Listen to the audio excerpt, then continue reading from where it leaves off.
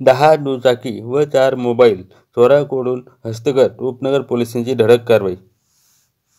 संशयित वाहन चालकावर कारवाई करीत असताना पळण्याच्या तयारीत असलेल्या युवकाकडून उपनगर पोलिसांच्या गुन्हेशोध पथकाने सुमारे 10.5 लाख रुपये किमतीच्या 10 दुचाकी 4 मोबाईल हस्तगत केल्याची माहिती पोलिसांनी दिली.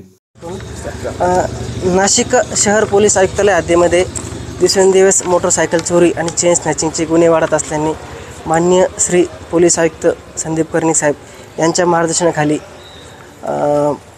तसेच पोलीस उपायुक्त श्रीमती मोनिका मॅडम, सहाय्यक पोलीस आयुक्त नाशिक रोड विभाग डॉक्टर भारी सर यांच्या वेळोवेळी मार्गदर्शनाखाली पोलीस आयुक्तालय हद्दीमध्ये स्टॉप अँड सर्चची प्रभावीपणे कारवाई सुरू असताना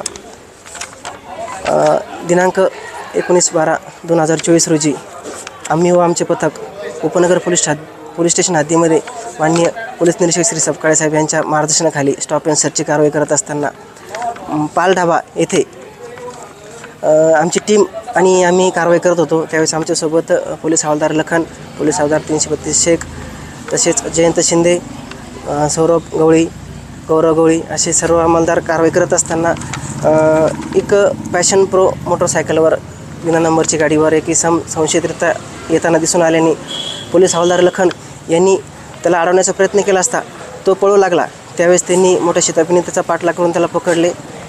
पकडल्यानंतर त्याच्या गाडीची पडताळणी केली असता सदरची विना नंबरची गाडीबाबत गंगापूर पोलीस स्टेशन हद्दीमध्ये विविध प्रकारचे गुन्हे दाखल असून तो नाशिक गंगापूर पोलीस स्टेशन येथे एका गुन्ह्यात वॉन्टेड असल्याची माहिती मिळाली.